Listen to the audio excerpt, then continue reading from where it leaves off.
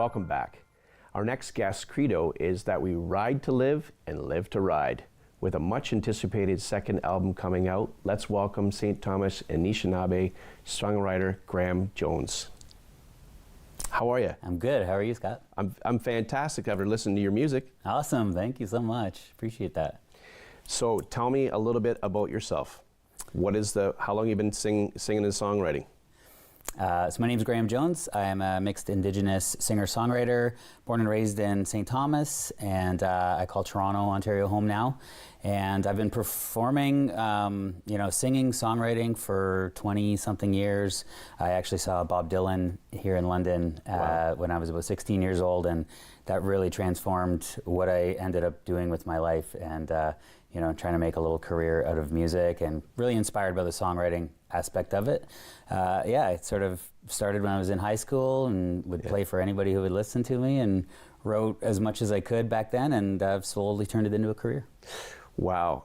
And St. Thomas roots, but technically stemming from Manitoulin originally.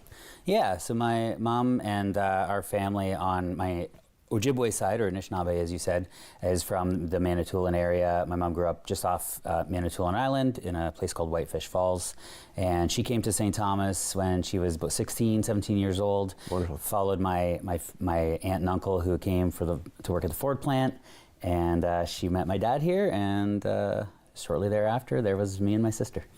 That's wonderful. And I had a great chance to listen to some of your music. Ride or Die is a fantastic song. We're actually going to listen to that on the way out. But you've got the album done up in Toronto. Where'd you record? Yeah, I recorded at a place called the Nelson Room, which is in the Roncesvalles, Parkdale area of Toronto. Beautiful, beautiful studio. I was lucky to have some support from the Toronto Arts Council to make it all happen. So I was able to hire a producer, Derek Downham, and the engineer, Tim, who owns the studio. And Great. we made some pretty special stuff.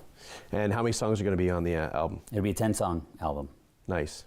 And you were talking a little about saying it's in the mastering stages. When are you going to have that released? Yeah, so the first song, Ride or Die, which you mentioned earlier, was released in January. I have another one coming second week of March, and the full album will come, I think, first week of June, second week of June. And it's this part of it is exciting, but you're also very anxious about getting it to that final stage and finally releasing the music. I've got it all in hand right now, so I'm really excited to slowly release a few songs before the full album comes out. So, and a lot of the other songs on there. I mean, obviously, Ride or Die, it's a fantastic song, exactly what it says. That's exactly the hook in there. But the rest of the songs, like, what do you write about? A little bit of everything, really. At the core of a lot of my music is the songwriting, and I really truly love the craft. I love the gift that I've been given, the opportunity to share messages within my songs. And my Anishinaabe culture is actually a very big part of the imagery and the themes in my music, so I try to incorporate that as much as I can. And other than that, just the merging poetry and melody, you know how it is. It's just a fantastic thing when it all comes together. So really at the heart of it, it's my acoustic guitar, my lyric book, and me. And then, the songs on this album are, I would say, roots rock, kind of folk rock, big inspirations from guys like Bob Dylan and Neil Young, Gordon Lightfoot, the band, So my roots are a bit more in the, what you consider oldies music, 60s, 70s stuff that I listened to growing up at home. And you got some milestones.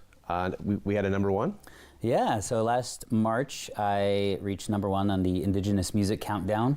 It was my first song that I'd ever had on the countdown, so to actually see it go to number one, it's like a top 40 countdown. It's partly based on votes, and the song that reached number one is called The Flood, and very bluesy, high energy song, and it just happened to be a fit, and a lot of people really took to the song, and so I had a number one. I also had Single of the Year with Marilyn and Music Award. They're an Indigenous label based in Toronto. Wonderful. So I had some nice little successes in 2024.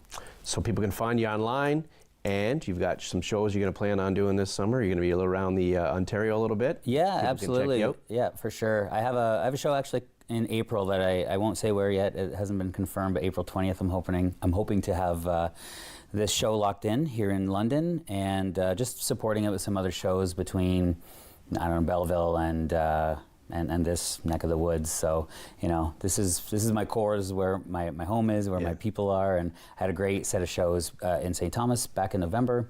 So yeah, and you can find me online. You know, my name is spelled uniquely, so it's Graham, Graeme, Jones with a Z, and I'm on Spotify, Instagram, Facebook, anywhere you want to look, you'll find me. That's excellent. Thanks for joining us. We're gonna play that song, your song "Ride or Die," on the way out. Awesome. Which is fantastic. Absolutely adored the song, man. Great job. Thank you. Appreciate Keep it. up the great work. We're looking forward to seeing all the great things before you coming back to join us too someday. Well, that wraps up an edition of What's Up London. Thank you for all of our guests for joining us today. Please support our guests by following them on social media and by liking and sharing this episode. Melissa will be back next week. Be sure to tune in for more local stories and events. I'm Scott Ballard. Thanks for watching. But everyone I know just turns to bones and dust. Death comes for all who live. How much you got to give? 'Cause when that great highway calls,